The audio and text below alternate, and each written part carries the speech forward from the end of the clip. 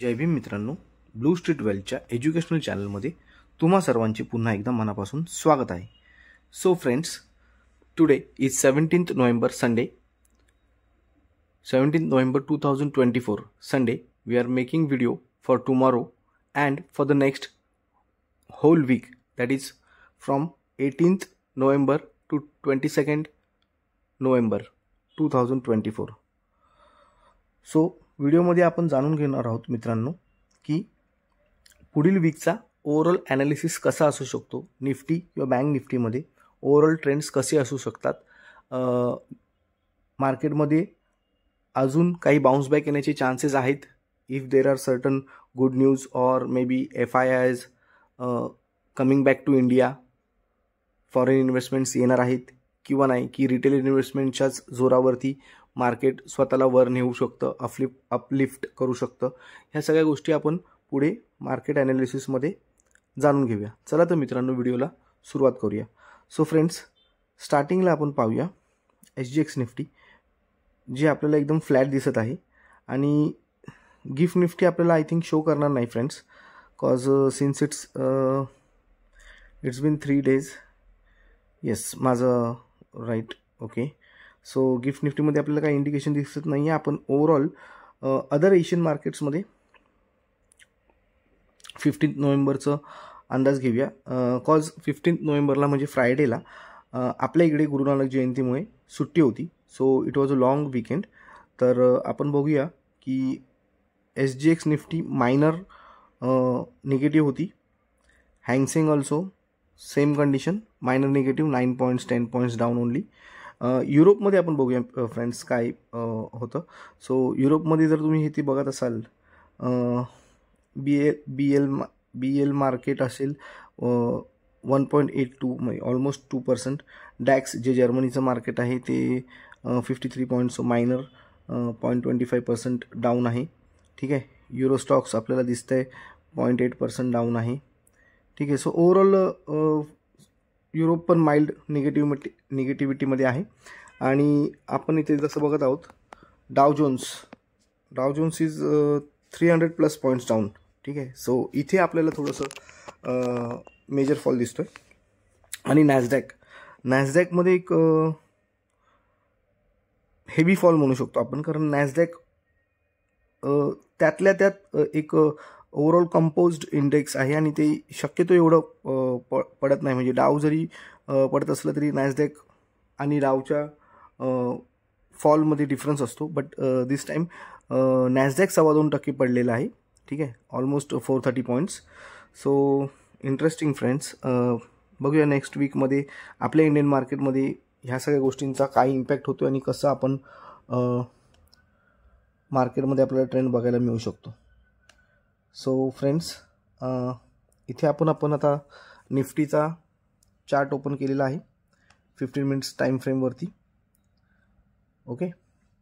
So आपण जसं इथे बघू शकत असाल, इथे आपल्याला थर्सडेची क्लोजिंग दिसत आहे 23,559. ओके. सो जसं तुम्हाला थर्सडेच्या दिवशी आठवत असेल की लास्ट ऑलमोस्ट हावर अँड 1.5 hourमध्ये मार्केटमध्ये बिलकुल मुवमेंट नव्हती. मार्केट एकदम स्टॅग्नंट होतं, एकदम साईडवेज झालं होतं, कॉन्सोलिडेट करत होतं. सो ऑलमोस्ट 1:30-2च्या सुमारास टेलिग्राम चॅनलला मी अपडेट केलं होतं की there is no use, market movement करत नाही आहे, enjoy your weekend.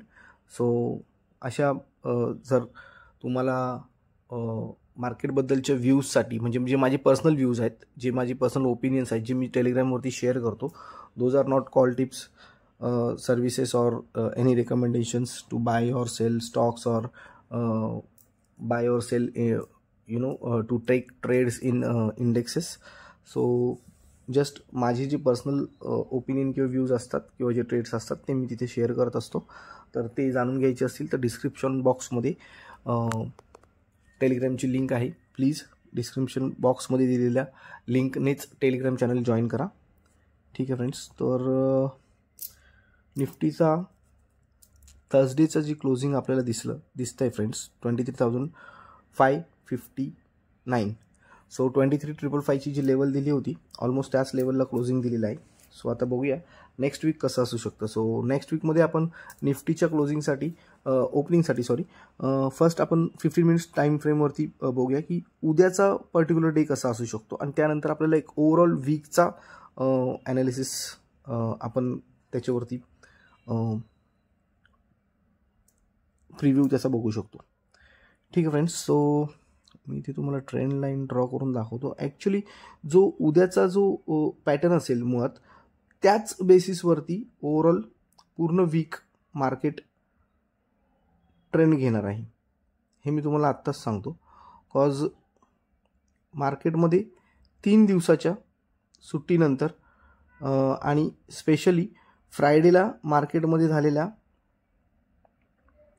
American markets आणि युरोपियन मार्केट्सच्या मूवमुळे आपल्या इथे उद्या मार्केटमध्ये थोडंसं क्रायसिस मे बी दिसू शकतं. But let see. CLSAचा रिपोर्ट आलेला आहे की CLSA is again bullish on our Indian markets. ठीक आहे.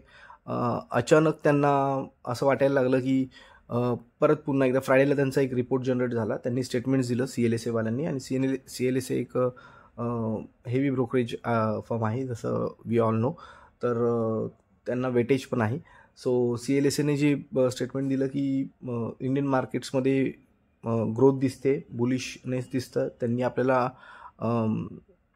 म्हणजे अगेन इमर्जिंग इकॉनॉमीमध्ये आणि फॉर इन्व्हेस्टर्स फ्रूटफुल मार्केट असं त्यांनी एक स्टेटमेंट दिलेलं आहे. आणि चायनाला थोडंसं डाऊनग्रेड केलेलं आहे त्यांनी. इनफॅक्ट चायनाला त्यांनी ओव्हरवेट सांगितलेलं आहे आणि आपल्याला अंडरवेट सांगितलेलं आहे. So these are the signs. Maybe ह्या सायन्समुळे FII मे बी रिटर्न येऊ शकतात. कॉज आणि असं पण डोनाल्ड ट्रम्प यांच्यामुळे जे नेक्स्ट 4 इयर्स त्यांचा पिरियड असणार आहे त्यांच्या प्रेसिडेंटशिपचा USच्या, तर त्या काळामध्ये ओव्हरऑल चायनाला सँक्शन्स जास्तीत जास्त चायनावरती पडू शकतात, किंवा चायनाचे जे स्टिम्युलस पॅकेज जे चायनाने अनाऊन्स केलेलं त्याचा पण इम्पॅक्ट फारसा मार्केटमध्ये होताना अजून तरी दिसत नाही, आणि मे बी पुढे पण दिसणार नाही. कारण स्टिम्युलस पॅकेजेस त्यांनी किती पण म्हणजे लॉन्च केले किंवा त्याला लोकांपर्यंत पोहोचवण्याचा प्रयत्न केला, एक मेसेज देण्याचा प्रयत्न केला, but these things are not going to work like miracles now for China, according to me obviously. So कितीही केलं तर थोडा वेळ लागेल आपल्याला पण इंडियन मार्केटला हे व्हायला, पण let see next coming 2 to 3 months we are going to see again upward. तर सध्या आता बघूया ह्या वीकचं कसं ओव्हरऑल आपल्याला दिसतंय टार्गेट. सो फ्रेंड्स इथे 2, 3, 4, 2, 3.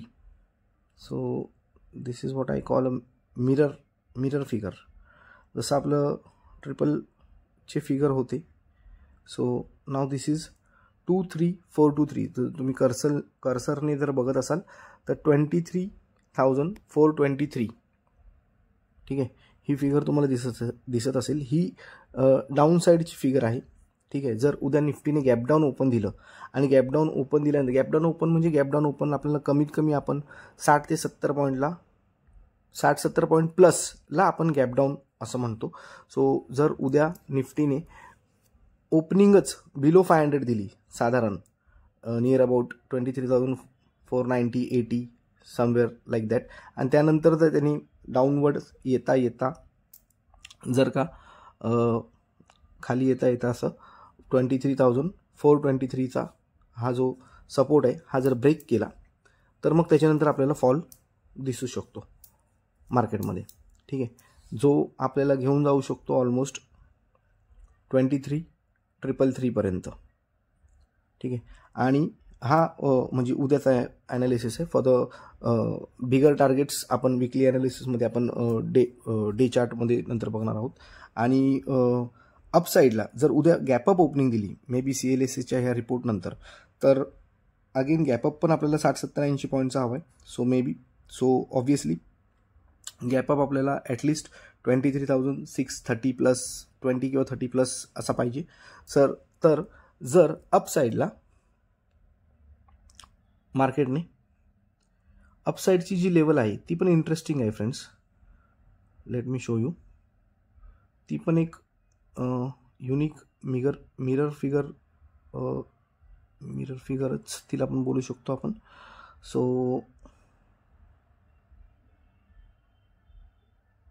Yes, so this is the level for the resistance upward size. ठीक आहे. सो फ्रेंड्स, ही जी लेवल आहे तुम्हाला एक सेकंड मी कर्सरने दाखवतो. जसं 23,636 दॅट मीन्स 23636. ठीक आहे. So again it is a kind of mirror figure. ठीक आहे. सो ही अपसाईडची लेवल आहे.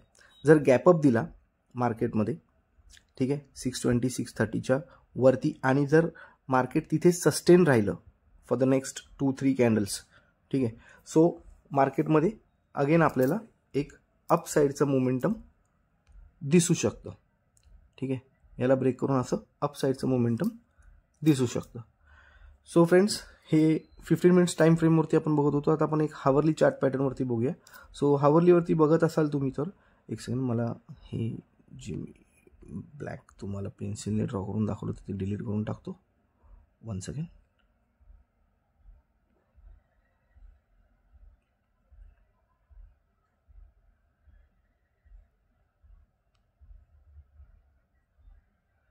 ओके. सो फ्रेंड्स, हावरली चार्टवरती जर तुम्ही आता इथे हा चार्ट बघत असाल तर तुम्हाला जी सपोर्टची आणि रेजिस्टन्सच्या ज्या ट्रेंड लाईन दिसत असतील, एक्झॅक्टली त्याच्या मिडलला तुम्हाला सध्याचा निफ्टीचा चार्ट दिसत असेल. ठीक आहे. सो एक्झॅक्ट ह्याच लेवलने उद्या आणि for the next week trend market घेऊ शकतं.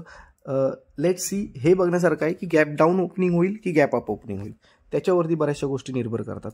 आणि सेम गोष्ट जर आपण डेच्या चार्ट पॅटर्नवरती जर बघितली, ठीक आहे, हा आपला डेली चार्ट पॅटर्न आहे. ठीक आहे. सो याच्यामध्ये तुम्ही बघाल की थर्सडेला doji kind of candle form झालेली होती, जिचे शॅडोज जी वीक्स आहेत ती लॉंग आहेत, अपसाईड डाऊन साईड. ठीक आहे. सो बायर्स आणि सेलर्समध्ये एक टग ऑफ वॉर सुरू होतं.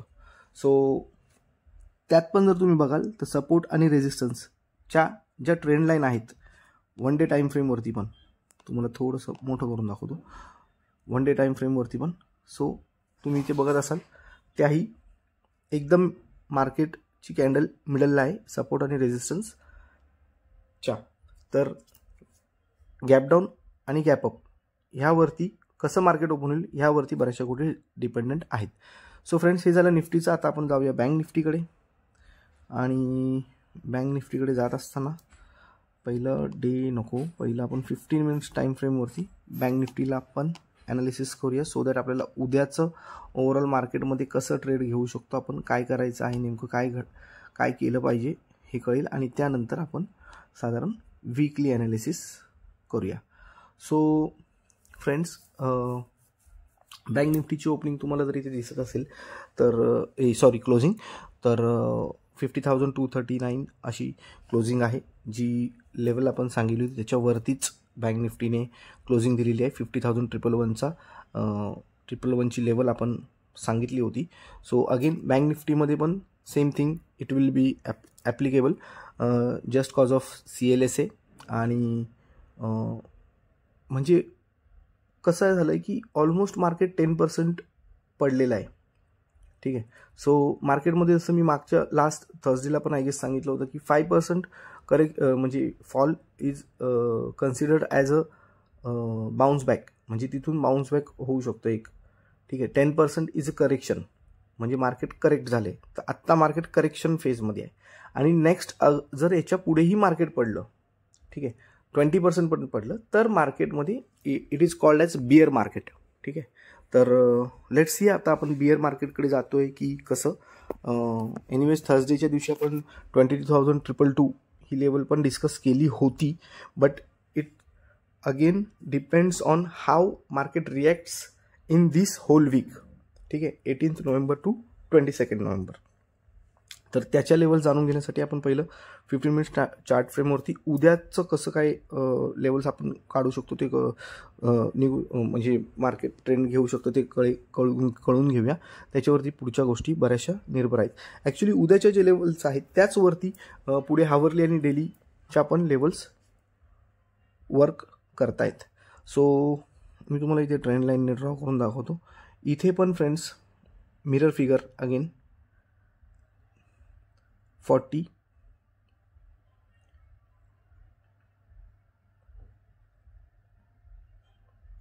1 second.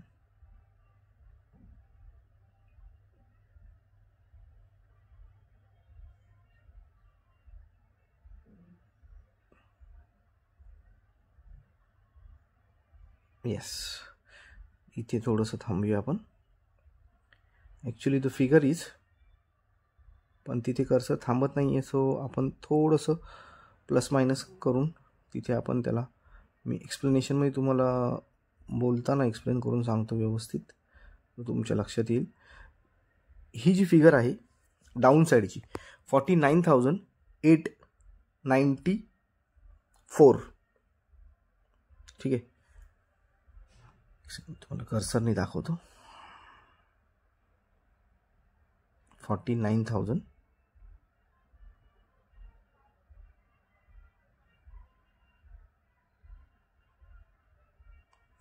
49,008 sorry, one second friends, the level is, कदाचित त्यामुळेच ती येत नव्हती, थोडंसं चुकत होतं. 49,849 इट इज द फिगर, म्हणून ती चूक होत होती थोडीशी.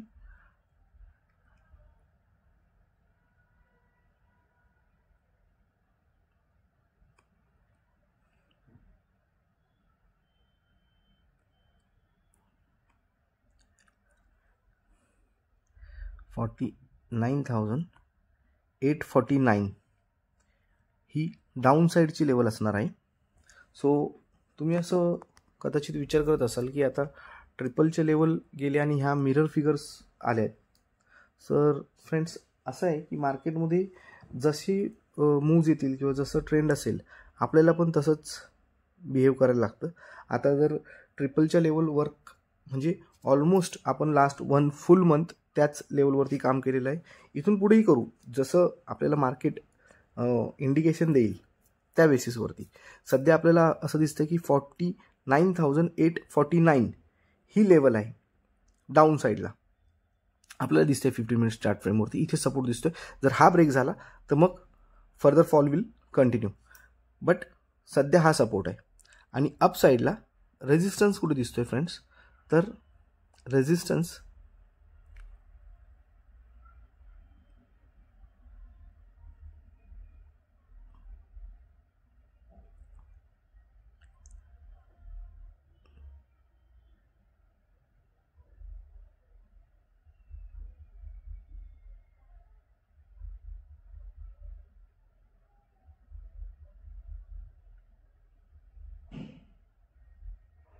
$50,000.